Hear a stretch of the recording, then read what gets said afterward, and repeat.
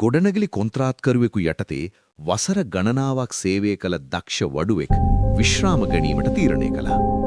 ඔහුගේ හාම්පුතා ඊතා කනගාටුවටපත් වී ඔහුගෙන් අවසන් ඉල්ලීමක් කළා.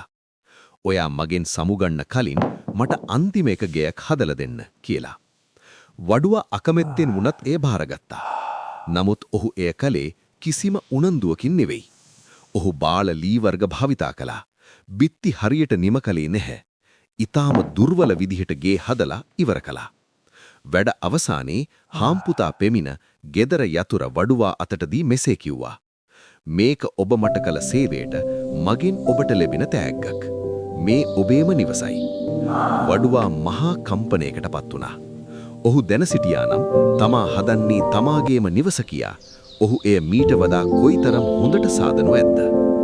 මෙම කතාවෙන් ලබා දෙන උපදේශය: අප ජීවිතයේ කරන සෑම දෙයක්ම කරන්නේ අනුන් වෙනුවෙන් කියා සිතුවද ඇත්ත වශයෙන්ම අප ගොඩනැගෙමින් සිටින්නේ අපේම අනාගතයයි.